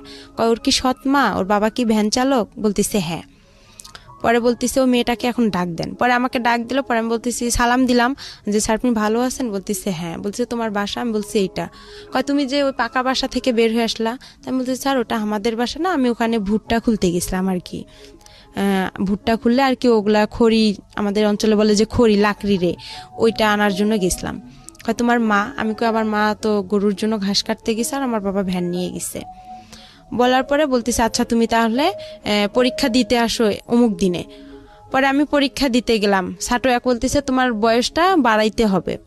পরে আমি কি করলাম, মা আসলো ঘাস কাইটা, আসার পরে মুরগির মাকে বললাম যে এরকম স্যার আসছিল বাসা দেখার জন্য, দেখছে আমারে ডাকছে, মানে জন্ম নিবন্ধন, তারপরে চেয়ারম্যান সার্টিফিকেট, স্কুলের 8 পাসের সার্টিফিকেট লাগবে। তখন তো আমি 6-এই পড়ি। পরে এখন মামাকে বললাম, মামাকে আবার মুরগি বিক্রি করলাম, মুরগি বিক্রি করে আমাদের চেয়ারম্যানের যে সার্টিফিকেট, জন্ম নিবন্ধনটা ওইটা, চেয়ারম্যানের সার্টিফিকেট, ওখানে 100 টাকা দিয়ে ওই 2টা উঠাইলাম, বয়স বেশি দিলাম, নামও চেঞ্জ করলাম। করার পরে এখন 8-এর সার্টিফিকেট, এখন ওই আমার আলমগীর মামাকে, ছোট মামাকে বললাম, তো বলতেছে টাকা লাগবে। তো এখন আমি বলতেছি মামা অল্প কিছু করে টাকা নেন, আমার কাছে তো এত টাকা নেই, আবার ছবি উঠাইতে হবে, আমার ছবি জমা দিতে হবে। পরে আর কি জন্ম নিয়ন্ত্রণের কার্ডটা নিলাম, তারপরে আপনার চেয়ারম্যানের সার্টিফিকেট নিলাম, 8 পাসের সার্টিফিকেটটা 100 টাকা দিয়ে নিলাম, নিয়ে ওগুলো সব জমা দিলাম। জমা দেওয়ার পরে স্যারেরা আমাকে নিবে না, আর একটা স্যার আমাকে নিবে না, হেড স্যার ওখানকার, বলতেছে না এই মেয়ে চলবে না। পরে স্যার বলতেছে স্যার আপনি নেন। আমার জন্য ওই স্যার অনেক রিকোয়েস্ট করছে স্যারকে, তারপরে উনি আমাকে নিল, নিয়ে আমি ট্রেডে ভর্তি হলাম, টেইলারিংয়ে আর কম্পিউটারে। ওখানে আবার 1 বছরের কোর্স, 6 মাস নেওয়া হচ্ছে আপনার মহিলাদের কাজ শিখায়, 6 মাস পুরুষদের কাজ শিখায়। ওখান থেকে আপনার আবার টাকাও দেয় ওরা, প্রতি মাসে 300 করে, খাতা কলম সবকিছু ফ্রি। ওকে, ওখান থেকে সবকিছু। পরে ওখানে আমি কাজ শিখলাম 1 বছর, 1 বছরে আমার 100 টাকা করে জমা থাকলো, 1200 টাকা। ওরা 400 করে দেয়, 100 করে ওখানে কাইটা রাখে। যখন আমরা ওখান থেকে বের হয়ে আসি তখন উনি 1200 টাকা স্যারেরা দিয়ে দেয়, আর ওনারা ওখান থেকে চাকরি দিয়ে দেয়। পরে আমি এভাবে পড়তেই থাকলাম, 6 মাস হয়ে গেল। হওয়ার পরে আমি যে হোক আমাকে বাসা থেকে আমি যে টাকাটা খরচ করি, এই টাকাটা আমার বাবা মা হিসাব চায়, বলতেছে টাকাটা তুমি দাও। পরে আমি ওই টাকাটা দিয়ে কি করে আমি একটু ক্রিম কিনি বা আমার যেটা খাইতে মন চায় আমি ওইটা খেয়ে ফেলি, টাকাটা আর আমি বাসায় দিই না। আর টাকাটা দিয়ে বাসায় দিই না, তখন ওখান থেকে আবার কি করি মার জন্য আপনার ব্লাউজ কিনি, পেটিকোট কিনি। কিসের কাজ করতেন আপনি ওই সময়? ওখানে টেইলারিং এর কাজ করতেন। টেইলারিং কাজ করতেন, লেখাপড়া বন্ধ হয়ে গেল? হ্যাঁ, লেখাপড়া আমার টোটালি বন্ধ হয়ে গেল, ক্লাস 6 এ থাকা অবস্থায়। হ্যাঁ, ওকে, বন্ধ হয়ে গেল। হওয়ার পরে আমি ওখানে কাজ শিখতেছি, শেখার পরে ওখান থেকে কি করি যে জামা কাপড় বানানো হয়, ওখান থেকে আবার বিক্রি হয়। তা আমি আবার কি করি, সবাই সবার মার জন্য নেয়, আমি আমার মার জন্য ব্লাউজ পেটিকোট এগুলো ওখান থেকে বানাই নিতাম টাকা দিয়ে। আমার যে টাকাটা পাইতাম আমি প্রতি মাসে 1 মাস পার পর 300 টাকা, ওইটা দিয়ে আমি কি করলাম আমার মার জন্য ব্লাউজ নিতাম, এটা নিতাম, আমার ভাইয়ের জন্য নিতাম, বা মাঝে মধ্যে বাসায় খাবার টাবারও নিয়ে আসতাম। এভাবে আমার কয়েকটা দিন চলে গেল প্রথম নতুন ভর্তি অবস্থায়। যাওয়ার পরে তারপরে আবার কি করলো, আমি হচ্ছে ওখানে আমার যে ওই আমার মার সৎ মার বড় ভাইয়ের ছেলে, নাম ওর হচ্ছে আলামিন। তখন এখন আমি আবার কি করলাম, আমার ছোট অবস্থায় আমি আবার রিলেশন মানে এতটা বুঝতাম না, কিন্তু ভালো লাগতো। আলামিনের আগে হচ্ছে ওখানে আরেক মামাতো ভাইয়ের সাথে, তার সঙ্গে আর কি আমার সম্পর্ক হয়ে যায়। ও হচ্ছে টেকনিক্যালে পড়ে, ও আগে বের হইছে। পরে বের হওয়ার পর ওই আমাকে ওখানে ভর্তি করাইছে, মানে খোঁজ দেওয়াইছে যে এখানে ইউসেফ টেকনিক্যাল হইছে। পরে ওই ছেলে আর কি, ওর সাথে আমার কয়েকদিন কথা হয়, হওয়ার পরে এটা নিয়েও আমার বাসায় খুব অশান্তি শুরু হয়। আমার মা আমাকে অনেক মারধর করে। আর আমি যে টেকনিক্যালে আপনার সকাল আমার 8টা বাজে মানে ক্লাস শুরু হইতো, আমি সকালবেলা উঠতাম, উঠে আপনার আরবি পড়তে যাইতাম, মুক্তব বলে, মুক্তবে যাইতাম। ওখান থেকে এসে আবার বাসায় প্লেট টেলেট ঘরটা ঝাড়ু দিতাম, আবার গোবর যে উঠায়, আমাদের গরু ছিল, গোয়াল ঘর, এগুলো পরিষ্কার করতে, হ্যাঁ এগুলো সম্পূর্ণ কাজ করতাম। করে ভাত পাইলে পাইতাম, না পাইলে এভাবে আমি অনাহারে চলে যাইতাম। আর আসতাম 1টা বাজে, 1টা বাজে আসায় আমি আবার কি করতাম, উঠান ঝাড়ু দিতাম, সব কাজকর্ম করে তারপরে একটু ভাত খাইতাম। খাইয়া যদি একটু বিশ্রাম নিতাম, মা চিল্লাচিল্লি করতো, অনেক গালাগালি করতো খারাপ ভাষা করে। ওকে, পরে বলতো যে, আর ওই ছেলের সাথে আমাকে যখনই একটু দেখতো তখনই আমার মা মনে করতো যে আমি কি না কি করে ফেলছি। আইসা আমাকে মনে করেন হাতে যদি পাশুন থাকতো পাশুন দিয়ে মারতো, লাঠি পাইতো লাঠি দিয়ে মারতো। খুবই অশান্তি শুরু করতো আমার ওই মা। ওকে, আর আমি ভালো ঠিকভাবেও আমার মা আর বাবার কাছে আমি এমন কিছু পাইনি যে তারা আমাকে আদর দিছে, ভালোবাসা দিছে, মানে এতটুকু পাইনি। আমি যে মার যে মা, আমি ওনার কাছ থেকে সবসময় একটা জিনিস চাইতাম, যে উনি যখন ওনার সন্তানকে ভাত উঠায় খাওয়াইতো ভাইয়া, তখন আমার খুব ইচ্ছা করতো যে আমাকেও মা ভাত উঠায় খাওয়াবে। আমি তখন বলতাম যে আমারও একটু খাওয়ান। সে ঘৃণা করতো, আমার মুখ থেকে ভাতটা পড়বে বা তার ছেলেরে খাওয়াবে, সে চাইতো না। আর যখন ওই ছেলেটার সঙ্গে আমাকে দেখতো তখনই খুব মারধর করতো। আমার ওই ছেলেটার মাও আমাকে অনেক বকাবকি করতো। আর আমি পারতাম না, যে আমি আবার চিন্তা করতাম যে ছেলেটাকে বিয়ে করলে হয়তো বা, আমি এতটুকু বুঝতাম না যে ছেলেটার সাথে আমি কথা বলে হয়তো বা মান সম্মান শেষ হবে বা এগুলো কিছুই বুঝতাম না। কিন্তু ভালো লাগতো এটাই, হ্যাঁ জাস্ট ভালো লাগতো, কিন্তু এরা কেউ বুঝতো না। এরাই এটা নিয়ে সবসময় বাড়াবাড়ি করতো। আর আমার মা বাবা কোথাও যাইতো, আমার ঘরে তালা মারিয়া যাইতো। আর আমি সব কাজ করছি সৎ মায়ের, আমার এমন কোনো ভুল ছিল না। সে আমাকে শাসন করছে ঠিক আছে, কিন্তু এরকম করে শাসনটা আসলে তার ঠিক হয়নি।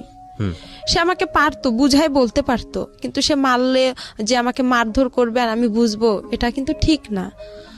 বন্ধ হওয়ার পরে আমি আমার ওখানে টেকনিক্যালে আমার 3 মাস হওয়ার পরে আমি কাজটা আমার রানিং হয়ে যায় ওখানে। ওকে। কাজ রানিং হওয়ার পরে আমার মামি হচ্ছে বলতো যে এরকম, এক মামি বলতো যে তুই তো অনেক বড় হয়ে গেছিস। তখন একটা ফোন কিনলাম আমি চুরি করে।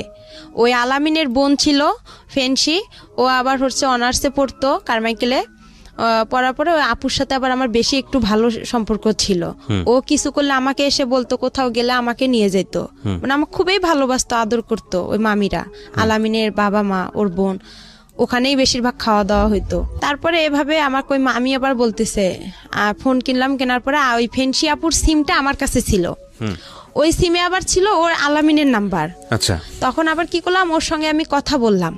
কথা বলার পরে 2-1 দিন কথা বললাম। বলার পরে আমার ওই মামি আবার বলতেছে যে তুই আলামিনের সাথে রিলেশন করতে পারিস, সম্পর্ক করতে পারিস। আলামিন দেখতে শুনতেও ভালো, ছেলেটা চাকরি করে কাজী ফার্মে।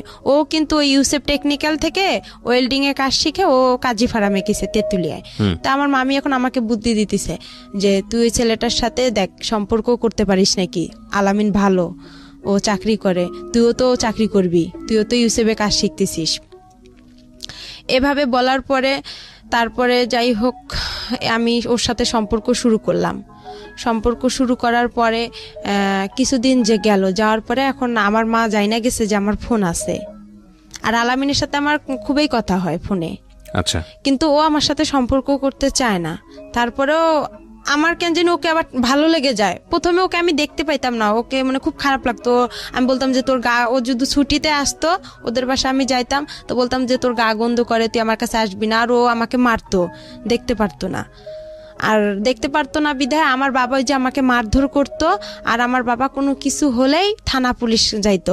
তো ওই আমাকে বলতো যে ওসি সাহেবের মেয়ে আসছে, দারোগা সাহেবের মেয়ে আসছে, আমাদের বাসা থেকে চলে যা, তুই এখান থেকে যাইতে বলছি, যা চলে যা, এরকম করতো। ওকেও আবার আমি দেখতে পারতাম না। কিন্তু হঠাৎ করে আমার ওর সাথে এভাবে হয়ে প্রেম একটা হয়ে যাবে আমি ভাবতে পারি না। যাই হোক ওর সাথে আমার এভাবে কথা চলতেইছে।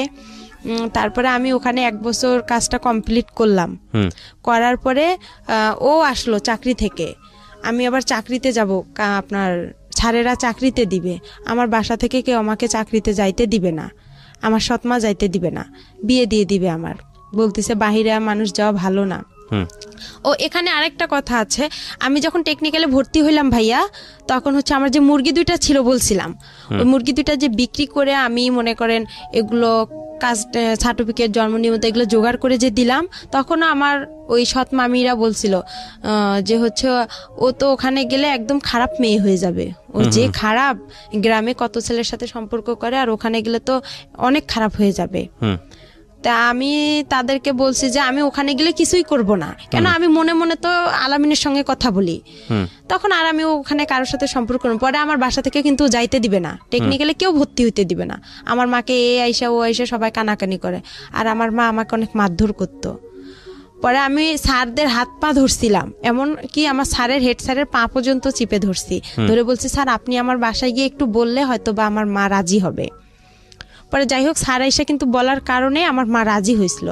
কিন্তু আমার মামিরা আমাকে গ্রামের কেউ বলেনি যে মেয়েটা ওখানে গেলে ভালো হবে বা মেয়েটা একটা কাজ শিখবে, নিজের পায়ে দাঁড়াইতে পারবে। আমাকে এই উৎসাহটা কেউ দেয়নি।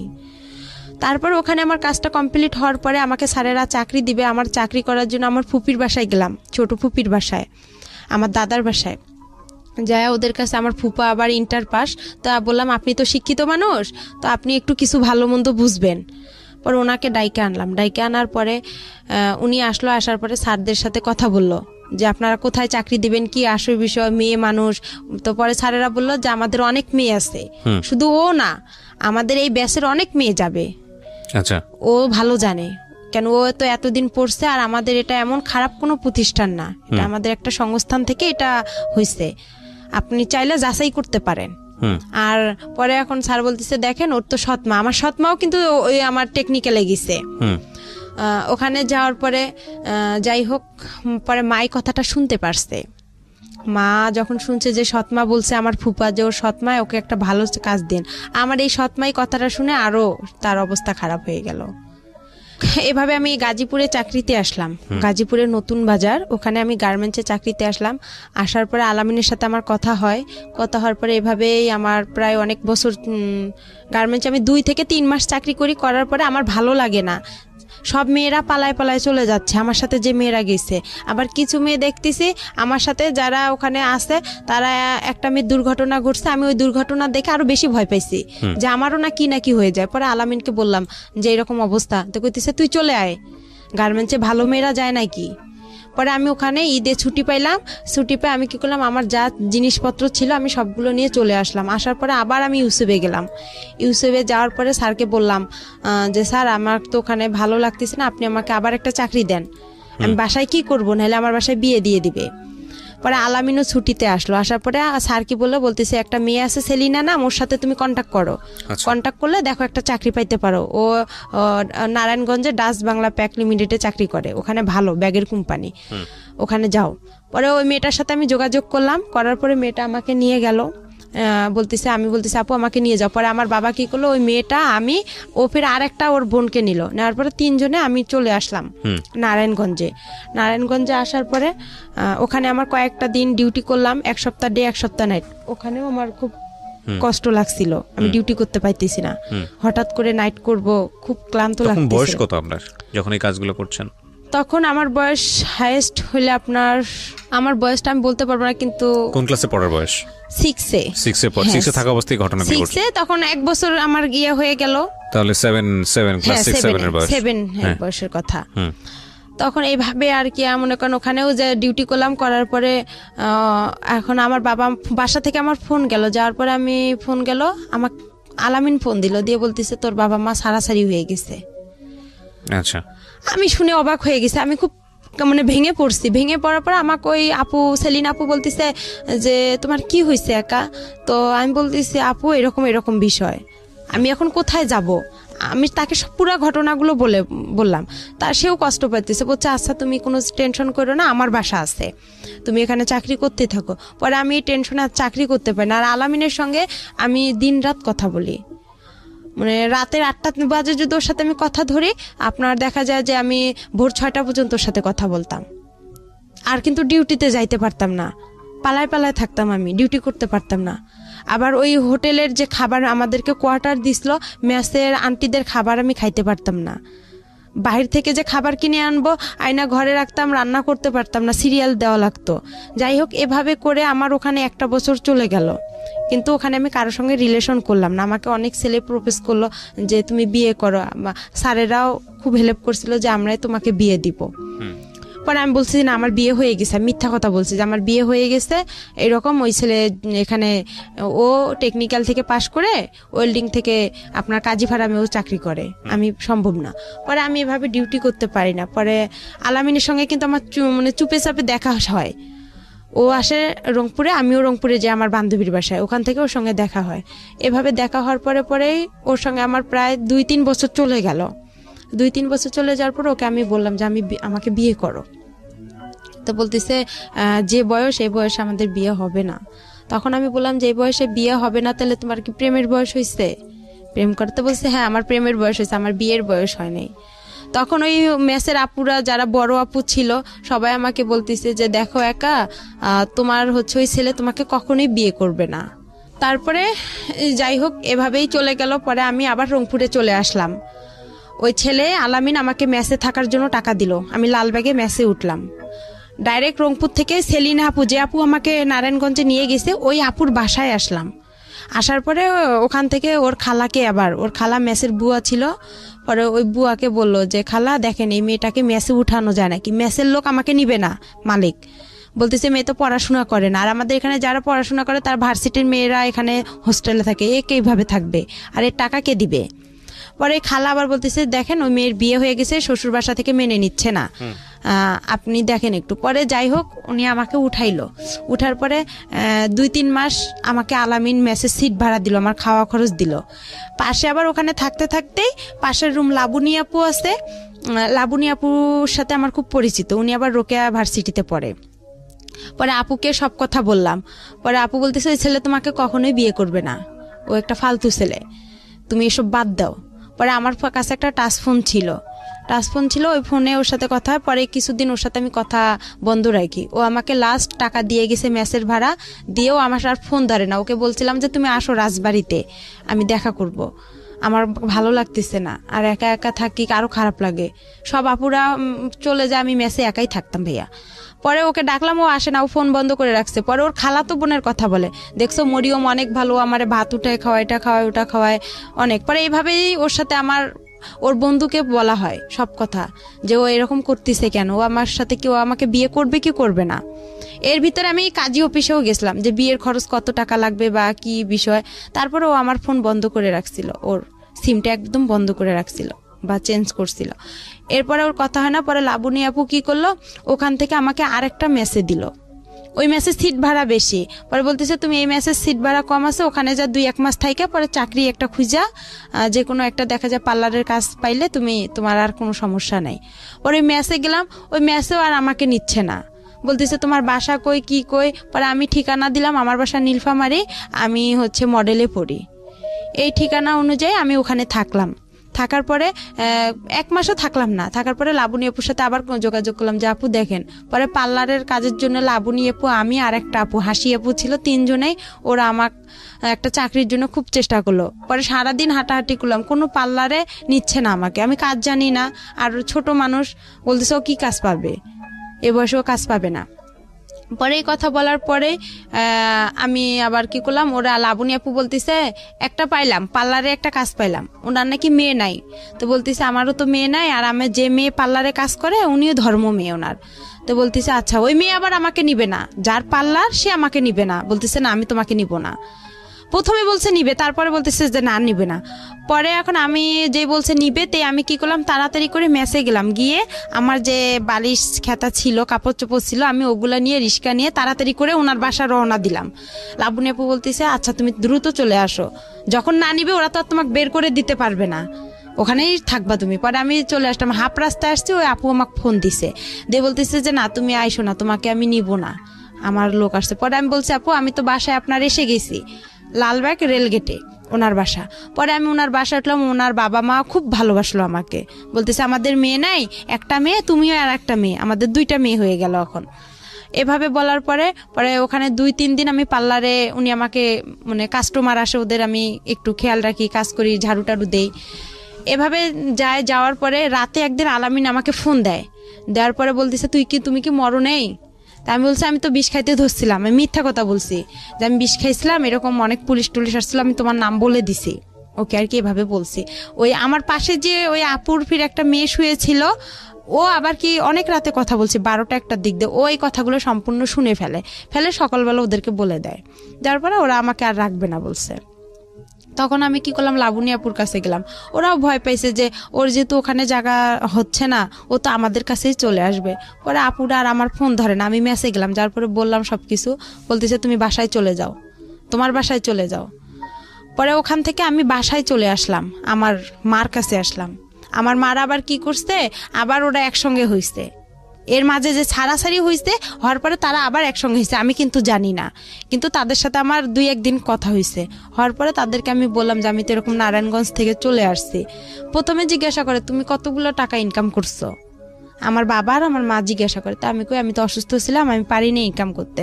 তখন আমার মা কয় আমার ভাইয়ের ছেলের সাথেই তো সারাদিন কথা বলো, তো ইনকাম করবা কই থেকে? তখন আমি বললাম আমি অনেক অসুস্থ, আমি বাসায় যাব। পরে তারা বলতেছে আচ্ছা ঠিক আছে আসো। পরে যাই হোক আমি বাসায় আসলাম, আসার পরে আবার আমাকে ঢাকায় পাঠানো হইলো গার্মেন্টসে।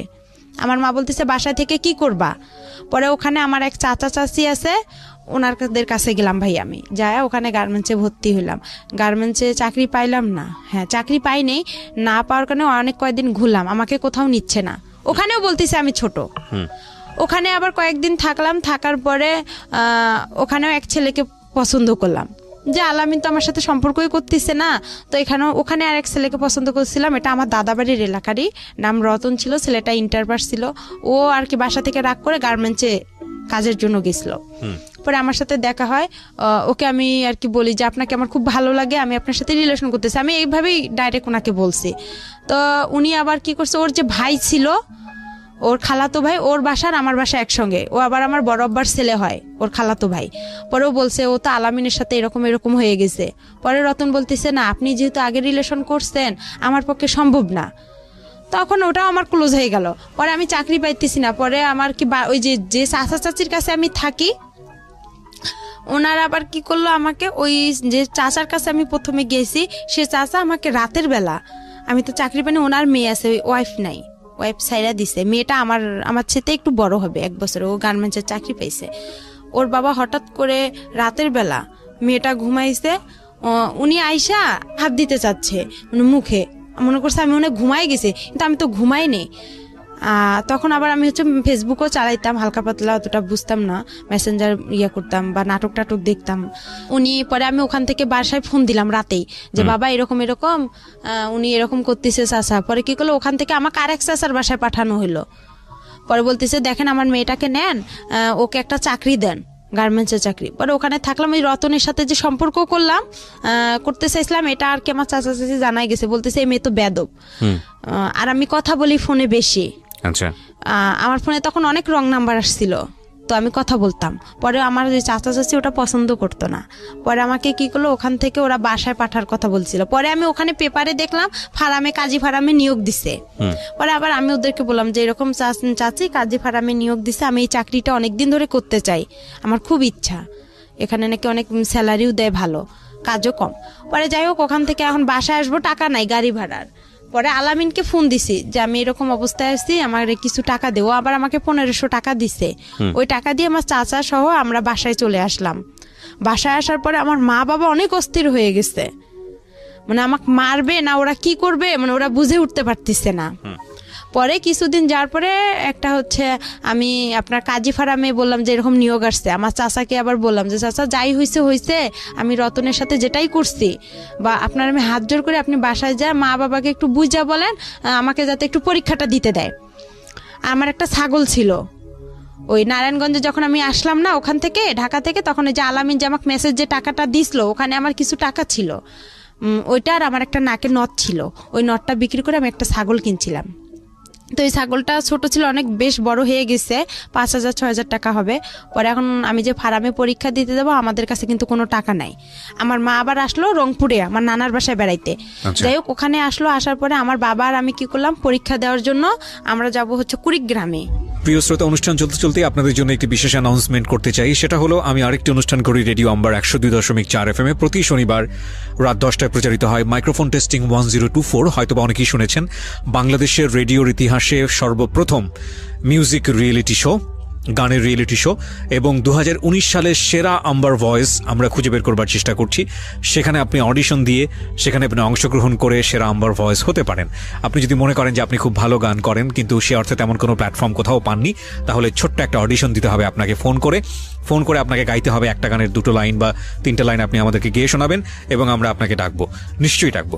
ওকে, ফোন নাম্বারটি আমি বলে দিচ্ছি। ফোন নাম্বারটি হচ্ছে 09611001024। আমি আবারও বলছি, ফোন নাম্বারটি হচ্ছে 09611001024।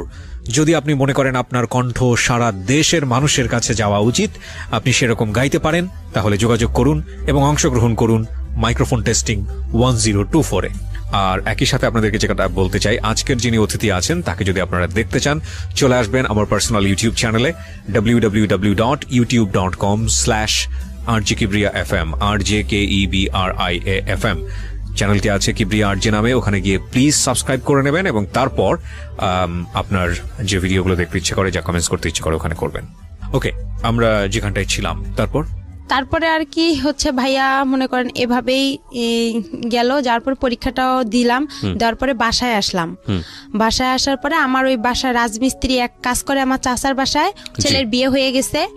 বিয়ে হয়ে যাওয়ার পরে ওই ছেলের সাথে আর কি আমার মা আমার বিয়ে দেওয়ার জন্য খুব চেষ্টা করার পরে হচ্ছে আমি বলি যে না, আমি বিয়ে করব না। আমি তখন আমার একটা টাচ ফোন ছিল, ওটা বিক্রি করতে চাচ্ছি, যে বিক্রি করে আমি আর ওই যে পরীক্ষা দিব, পরীক্ষার রেজাল্ট ভালো বের হলো, ওখানে আমি চাকরি করব। তো যাই হোক ওটা আর হয়নি। পরে ছেলেটাকে দিয়ে আমার বিয়ের জন্য খুব চেষ্টা করেছিলাম, আমি বিয়ে করবো না। তখন আবার আলামিন আমাকে তার 2 দিন পরে ফোন দিছে, আলামিনের সাথে আমার কথা হয়েছে। কথা হওয়ার পরে আমার যে দাদি অন্ধ ছিল তাকে আমি রান্না করে দিতে গেছি। আমার বাবা আবার আমার দাদিকে পছন্দ করে না, রান্না করতে কেন গেছি এটা নিয়ে আমাদের বাসায় একটু হালকা পাতলা কথা হইতে হইতে মারধর শুরু হয়ে গেল।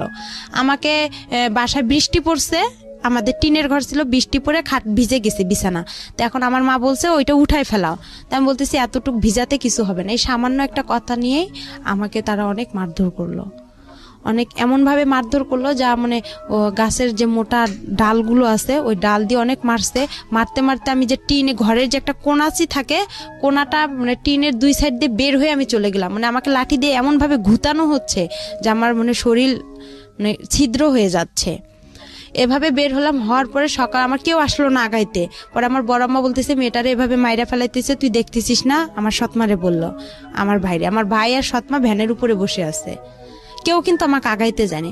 পরে আমার ওই বড় আম্মা এসে দরজা, একরামুল তুই দরজা খোল, মেয়েটারে কি মেরে ফেলবি, এভাবে বলার পরে দরজাটা খুলে দিল। পরে সকাল হয়েছে, হওয়ার পরে আমি আবার কি করছি, আমার মার সাথে আবার সকালে আবার আমার বাবা ঝগড়া লেগে গেছে। লাগার পরে পরে আবার কি করছে আমার বাবা, বলতেছে তুই চলে যা, আমার মা চলে যাবে দাদার বাড়ি নানার বাসায় ওনার ছেলেকে নিয়ে। তখন আমি বলতেছি আমিও আমার মার কাছে চলে যাব, আমার নিজের মার কাছে চলে যাব, আমার মোবাইলটা নিয়ে দেন, আমি মোবাইলটা বিক্রি করলে আমার টাকা হবে, এই টাকা নিয়ে আমি চলে যাব।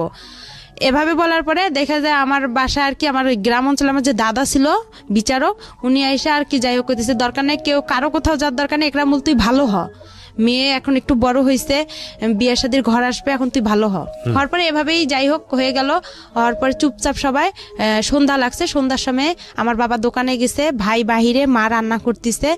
আর আমার মা আবার ওই যে রংপুরে আমি যেদিন পরীক্ষা দিতে গেলাম সেদিন আমার মা ওখান থেকে ঘর বিক্রি করে 5,000 টাকা নিয়ে আসছে।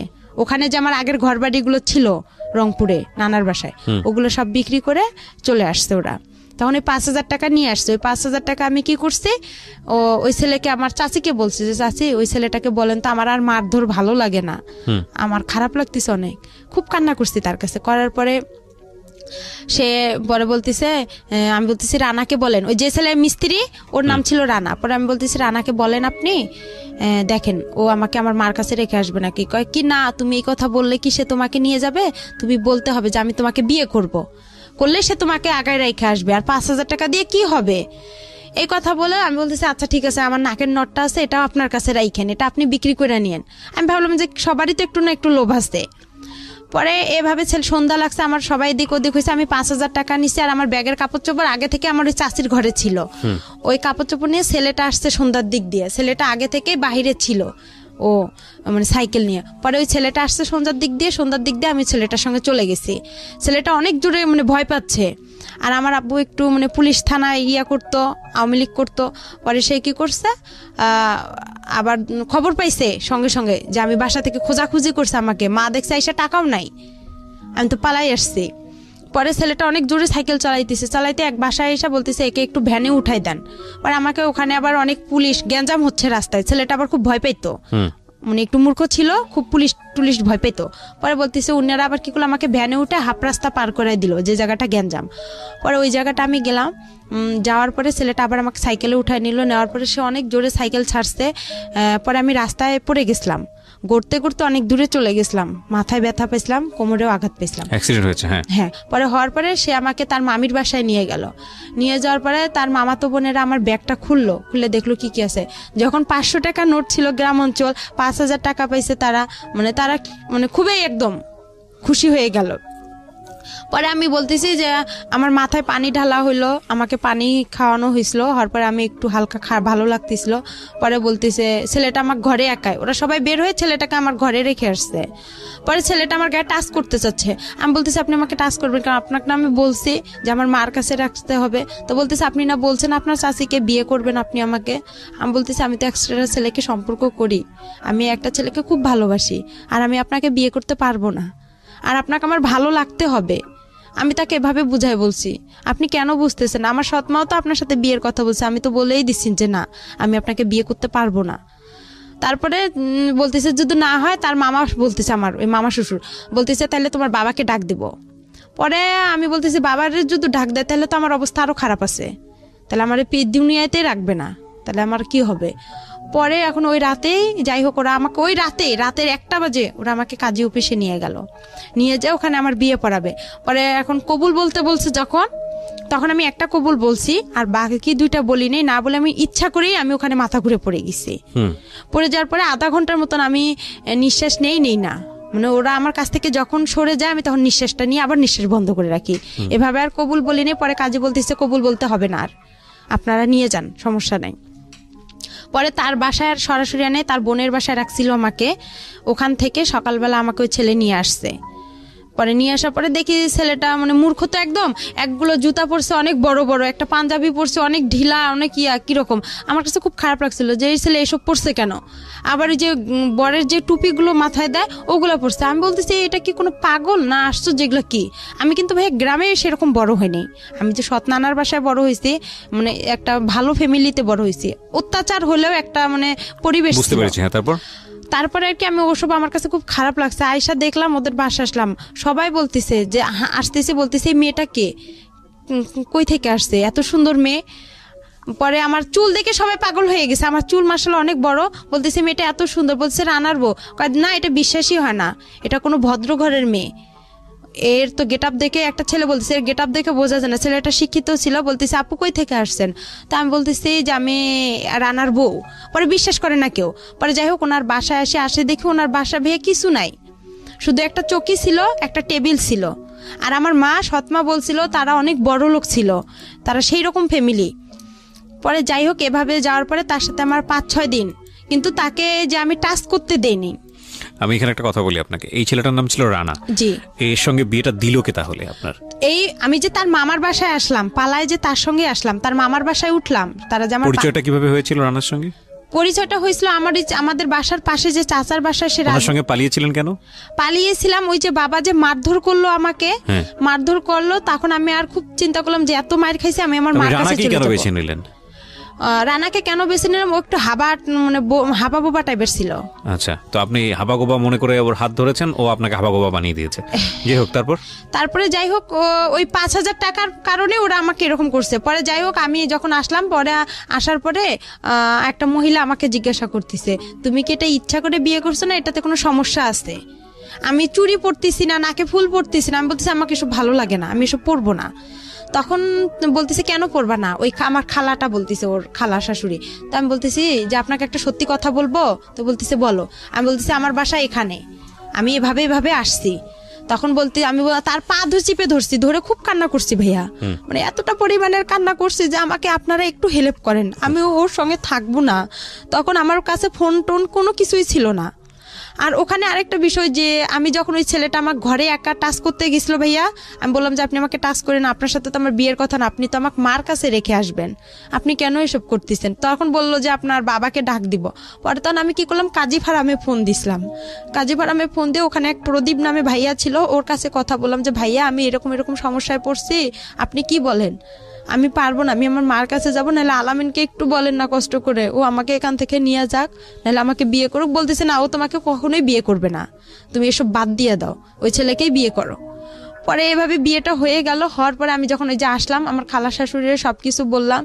পরে ওনার পা চিপে ধরছিলাম, ধরার পরে বললাম যে এরকম দেখেন, আমাকে একটু সহযোগিতা করেন। পরে ভাইয়া ওখানে 2 দিন থাকার পরে ছেলেটার মার সাথে আমার ঝগড়া লেগে গেল। আমাকে বলতেছে তুমি আমার ছেলেকে আমার কাছ থেকে কাইরা নিছো। আমি কই আপনার ছেলে আমি কাইরা নিছি, এটা সত্যি কথা, আমি আপনারা বেশি কিছু করবেন, আমি নারী নির্যাতনের কেস করব।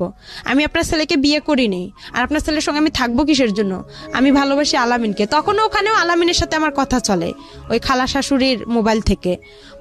পরে আলামিন সবকিছুই খালা শাশুড়ির বলে। পরে বলে নতুন জীবন শুরু করছো, সংসার করো। 5 দিন তার সাথে আমার খাওয়া দাওয়া হয়, ওর সাথে সেভাবে খাওয়া দাওয়া না। ওর সাথে একটা ঈদ হয়, আমার কুরবানি ঈদ হয়। কুরবানি ঈদে সে আমার কোনো কাপড় চোপড় এনে দেয় না, শুধু আপনার কম দামি একটা জামা, একটা সালোয়ার এনে দেয়, ওইটা দিয়ে আমি ঈদ করার পর আমি বলছি ঈদের পরে ওকে আমি ছেড়ে চলে যাব। আমার খালা শাশুড়িকে বলছি, এই নিয়ে আমার বিচারও বাসায় বসছিল। পরে আমার বাবা মাও মাইনা নিছিল ওই ছেলেকে নিয়ে। আমার বাবা মা বলছিল আচ্ছা ঠিক আছে মেনে নিছি আমরা। পরে বলার পরে কয়েকদিন পরে ঝগড়া লাগার পরে আমার বাবার বাসা থেকে লোক আসলো, গ্রাম থেকে লোক আসলো। পরে এখন আমার বাবা আমার সাথে কথা বলে, কয় কি ওকে এখনই ছাড়ার দরকার নাই, ওই কাবিননামা কত করছে? আমি বলি কাবিননামা 1 লক্ষ টাকা করছে। কয় ওই 1 লক্ষ টাকা আমরা ওর কাছ থেকে নিব, নিয়ে তোকে নিয়ে আসবো। আমার বাবা এবার একটু লুভি টাইপের, সে যখন ওই কথা বলল তখন আমি আবার কি করলাম, বলতেছি না, আমি মনে মনে চিন্তা করলাম যে আমার বাবার এই কথা শুনলে আমার এই জীবনটা নষ্ট হয়ে যাবে। পরে আমি খালা শাশুড়ি কাজ ছেলেটাকে ভয় দেখাইলাম যে আমি নারী নির্যাতনে কেস করবো, নাহলে আমি ফাঁসি নোটকে মরে যাবো এখানে, আপনি আমাকে ছেড়ে দেন, নাহলে আমি আপনাকে ছেড়ে দিব। তো পরে বলতেছে না, আপনি আমাকে ছেড়ে দেন, আমি আপনাকে ছেড়ে দিতে পারবো না, কেন আপনার বাবা থানা পুলিশ করে, পরে আমার একটা সমস্যা করবে, এগুলোকে করবে, আমার পক্ষে সম্ভব না, এভাবে বলতেছে। পরে যাই হোক বলার পরে আমি কি করলাম, একদিন 2-3 দিন পরে বিচার সালিশ হয়ে গেল। হওয়ার পরে চুপ করে আমার খালা শাশুড়িকে বলছি যে আমি ওকে সাইরা দিতে যাবো কুরবানি ঈদের 2-3 দিন পরে। পরে বলার পরে ওই ছেলেটাকে নিয়ে আমি রংপুরে আসলাম কোর্টে আসার পরে ওকে আমি ওখান থেকে কোর্ট তালাক করছি। পরে ওখানে উকিল বলতেছে এই বিয়ে দিছে কে, এই বিয়ে যে দিছে তার আগে জেল হওয়ার দরকার। পরে ওখানেও আমি খুব কান্নাকাটি করি তাদের কাছে। কান্নাকাটি করার পরে ছেলেটা আবার কি করলো, আমার যে 5,000 টাকা ওরা নিছিল, আমি বলছি আমি তো আপনাকে সাইরা দিতে গেলে আমার তো টাকা লাগবে, কিন্তু আপনি আমাকে ফুল টাকা 5,000 দিবেন, আমি ওই টাকা নিয়ে আমার যেখানে মন চায় আমি সেখানে চলে যাব, তখন তো আর আমার বাবা আপনার কিছু করতে পারবে না। পরে ওখানে ওকে আমি কোর্ট তালাক করে আমি কি করলাম, আমার মার বাসা আমি এতটুকু জানি, আপনার বগুড়া দুপচাচি আসলাম ঠিকানা খুঁজতে আইসা বললাম আমার মার নাম বলছি রোকেয়া। আর রোকেয়া বলার পরে তখন মানে আপনার আসল মা? হ্যাঁ, আসল মার কাছে আসলাম। কত বছর বয়সে? তখন আমার বয়স হবে হয়তো 8-এ পড়েন আপনি, ওই সময়ের বয়স মানে 14 থেকে 15 বছর বয়স। হ্যাঁ, এই জীবনের প্রথম আসল মাকে দেখতে যাচ্ছেন। হ্যাঁ, ওকে, তারপর মার কাছে আসলাম। ওখানে খুঁজতে আসার পরে মাকে এসে সবকিছু বললাম যে আমার এরকম একটা বিয়ে হয়ে গেছে, এরকম। আমার মা আবার আমার বাবাকে ভয় পাচ্ছে, অনেক ভয় পাওয়ার কারণে পরে আর কি যাই হোক ভয় পাইতেছে। পরে আমি বলতেছি কিছু হবে না, কোনো সমস্যা না। ভয় পাচ্ছে আমার বাবা থানা পুলিশ করে, সে যদি আবার কেস করে আমার মার উপর। আর আমার মার উপর কেস করেছিল আপনার বাবা? হ্যাঁ। কিসের কেস? এর আগে কেস করছিল, এটা আমি মাঝখানে বলতে পারিনি। কিসের কেস? কেস করছিল এর আগে, আমার ছোটবেলা আমার মা আমাকে নিয়ে আসছিল, ও সেই কারণে কেস করছিল। আপনার মা এই জন্য ভয় পাচ্ছে যে তুমি আবার আসলা, এই কারণে আবার কেস টেস না। হ্যাঁ, আবার কেস টেস করে, আমি এসব জড়াইতেছে না। আর আমার মা তখন আবার বিয়ে করতে চাচ্ছে। আপনি যখন গেছেন তখন বিয়ে করতে চাচ্ছে? হ্যাঁ, আমার মা আবার বিয়ে করতে চাচ্ছে। ওকে, তারপর বিয়ে করতে চাচ্ছে। একটা জিনিস খেয়াল রাখবেন, একটা কথা আছে না যে ওই গানটার মতো জলে ভাসা পদ্ম আমি, ঠিক জলে ভাসা পদ্মের মতো গল্পটা আসলে। একটা মেয়ে যদি ফ্যামিলি না থাকে তার, তাহলে সে কিভাবে কোথায় যায়, এবং ভাসতে ভাসতে তার কোথাও ওঠাই হচ্ছে না, না নিজের বাবার কাছে, না সৎ মায়ের কাছে, না নিজের মায়ের কাছে, এবং পরিবার তো নাই, সমাজ তো আরও অনেক জটিল একটা জায়গা। এগুলো আসলে নতুন না জীবন গল্প, এটা বহুবার এসছে, বিভিন্ন অ্যাঙ্গেল থেকে এসছে, সমাজের বিভিন্ন শ্রেণীর মানুষের গল্প বিভিন্নভাবে উঠে আসে। কিন্তু একটা মেয়ে নির্যাতিত হলে সে যে ক্লাসেই বসবাস করুক না কেন, তার গল্পটা আসলে সেম। বলেন তারপরে যাই হোক ওখানে আসলাম, মা সবাই আমাকে ভয় পাচ্ছে, তো বড় হয়ে গেছি, টাকা পয়সা অনেক লাগবে, অনেক কিছু বিষয় আছে এখানে। তখন মা কি করলো, বলতেছে দরকার নেই। তখন আমার মার ফোনে আবার একজন ছেলে ফোন দেয়, তখন আরো বেশি কষ্ট লাগলো। আরে আমি তো মার বয়সের, এগুলা কাজ করার কথা আমার, আর এই কাজগুলো আমার মা করতেছে, মানে খুব কষ্ট লাগছিল। লাগার পরে আমার মা কি করলো, আমার মামির কাছে পাঠাই দিল, খিলগাঁও তালতলা, এখানে আবার আমার মামি থাকে, উনিও গার্মেন্টস করে, ওখানে পাঠাই দিল। দেওয়ার পরে ওখানে মামির কাছে আসলাম। আসার পরে মামির ওখানে আসলাম, মামিও মনে করেন চাকরি করে গার্মেন্টসের। আর ওই মামির মেয়ে, ছোট মেয়ে আছে, উনি আবার হচ্ছে ডাক্তারি চাকরি করে, কিন্তু ওরা একটু লুবি টাইপের। আমার মা আবার রিং দিছিল আমার কানের। আমি যখন আমার নিজের মার কাছে গেলাম ভাইয়া, তখন আমার মা রিং, নুপুর দিছিল, একটা আংটি, চেন, মানে আর কি জিনিস, স্বর্ণের জিনিস দিছিল। তখন এগুলো আর কি করলো, আমার মামি বিক্রি করলো। আমি তো গার্মেন্টসে চাকরি পাইতেছি না, তখন চাকরি হচ্ছে না। পরে কি করলো, আমার সাথে খুব ঝগড়াঝাটি হয়ে গেল, খুব অশান্তি শুরু হইলো। অশান্তি হওয়ার পরে আমার মামাতো বোনটার কাছে গেলাম, আমার মামাতো বোনের বিয়ে হয়েছে আবার ওখানেই, ওনার মেয়ের। পরে ওনার কাছে গেলাম, যার পর ওনার শ্বশুর শাশুড়ি আমার খুব ভালোবাসলো, অনেক আদর টাদর করে। থাকার পরে ওখানে দেখা যায় 1 মাস থাকলাম, থাকার পরে আমার চাকরি হচ্ছে না, মামি কি খাওয়ায় না খাওয়ায়, এই এক কথায় দুই কথায় তার সাথে আমার খুব অশান্তি শুরু হয়ে গেল। আর একটা জিনিস, আমার মামা আসতো, আমার মামার আবার ছিল 2টা বউ, বড় বউ ছিল, উনি আবার ছোট বউ, আমি ছোট বউয়ের কাছে ছিলাম, ওখানে আসতো। তো আমি যে ভাগ্নি, তারা যে একটা ফিজিক্যাল রিলেশন হইতো, এটা আমার খুব খারাপ লাগতো, তারা, আমি তো তাদের মেয়ের বয়সের, আমার সামনে করতো, আমি তো বুঝতাম, হালকা পাতলা বুঝতাম, কিন্তু তারা বুঝতো না যে আমি তার ভাগ্নি বা তার ননদের মেয়ে। এগুলো আমি কি করতাম, আশেপাশে যে ভাড়াইটা ছিল তাদের কাছে বলতাম। তারা আবার কি করতো, অনেকে ভালো ছিল অনেকে খারাপ ছিল, এইটা নিয়ে আবার আমার মামির সাথে ঝগড়া হইতো। হওয়ার পরে এক কথায় দুই কথা আমার মামি আমাকে বলছে তুই চলে যা। তখন আমি চিন্তা করছি আমি কই চলে যাব। তখন আমি কি করলাম, ওই যে আমার যে মামাতো বোন আছে ওর বাসা হচ্ছে আপনার মগবাজারে, ওই মগবাজারে ওর আবার শাশুড়ির বাসার পরের আরেকটা বাসা আছে, ওই আন্টিকে বললাম যে আন্টি এরকম এরকম ওখানে তো আমার হচ্ছে না, তা আপনি আমাকে এদিকে একটা মেস ভাড়া করে দেন, আমি যাই হোক যা বিক্রি করে হলেও দিব, আমার যা কাপড় চোপড় আছে বা যাই হোক আমি মানুষের বাসায় কাজ করে হলেও থাকবো, কিন্তু ওখানে আমি থাকতে পারবো না। আর আমার মামির মানে কিছু রং ছিল। তারপরে যাই হোক এভাবে আমি ওখান থেকে ওখানে আরেকটা বাসায় আসলাম। আসার পরে ওখানে আর আমি কি বিদেশ যে মানুষ পাঠায়, বিদেশ বাসা পাইলাম, মামির বাসা থেকে আরেক মেসে আসলাম। ওই মহিলা আবার আমাকে নিবেন, ওখানে আমার মামাতো বোন আমাকে অনেক মারছিল, মারার পরে ওই ওখানে আসলাম। আসার পরে আর কি যাই হোক ওখান থেকে আমি এক গার্মেন্টসের চাকরি পাইলাম। পাওয়ার পরে আবার আমি কি বিদেশে যে মহিলাদেরকে পাঠায় মেয়েদেরকে, তা আমি এতটা বুঝতাম না। পরে ওখান থেকে মানুষের খোঁজে খোঁজে পাইলাম যে মেয়েদেরকে বিদেশে পাঠায় আপনার ডান্সের জন্য। তো আমি আবার ডান্স পারি, তা আমি ভাবলাম যে আমি যদি ডান্সে যাই দুবাইয়ে তাহলে তো আমি ভালো টাকা ইনকাম করতে পারবো, আমি তো ডান্স পারি। পরে ওই বাসা, আমি যে বাসা থেকে ওই বাসায় আন্টি বলতিছে যে তুমি খারাপ জায়গায় যাবা, আমার বাসা থেকে এখনই চলে যাও, বের হয়ে যাও। তখন আমি আবার ওই কাজী ফারামে আলামিনের সাথে আমার এসব সব বন্ধ হয়ে গেল। এই আপনি বর্তমানে আপনার হাজবেন্ডকে নিয়ে স্টুডিওতে আসছেন, ওনাকে বিয়ে করেছেন কত বছর যাবত? ওনার বিয়ে করে আমার 3 বছর হয়ে গেছে। 3 বছর হয়ে গেছে। এনার সঙ্গেও কি আপনার এই ভদ্রমহিলা যার গল্প বলছিলেন তিনি বিয়ে দিয়ে দেয়? হ্যাঁ, তিনি আমাকে বিয়ে দিয়ে দিয়েছে। তো ইনি বিয়ে দিয়ে দেয় এবং 3 বছর সংসার করছেন তার সঙ্গে, তিনি কি জানে, পুরো গল্পটা জানে আপনি আজকে যেটা বললেন এখানে? হ্যাঁ, সে পুরো আমার ইতিহাসটা জানে, আমি তাকে সম্পূর্ণ খুলে বলছি। আর সে আমার একটা কথার কারণে নাকি সে আমাকে বিয়ে করছে। তাকে সেটা কথা হচ্ছে আমার যে বিয়েটা, ভাই এখানে আরেকটু তার সাথে যে আমার বিয়েটা হয়েছে, আমার ওই মামা শ্বশুর আমাকে দেখতে আসছিল, আমার হাজবেন্ড সহ দেখতে এসে আমার মামা শ্বশুর কথা উঠাইছে যে তোমার বাড়ি কই, কি কথার জন্য বিয়ে করেছে সেটা বলেন, আমি স্টোরি দিতে সেটা যাচ্ছি কি না। কথার জন্য সেটা হচ্ছে সে চলে গেছে, আমাকে দেখার পরে সে চলে গেছে। যাওয়ার পরে সে বলতিছে হচ্ছে, আমি তাকে একটা মেসেজ করছি যে আমাকে কি আপনি ভুলে গেছেন, সে এই কথার কারণে নাকি আমাকে বিয়ে করছে। সে আমাকে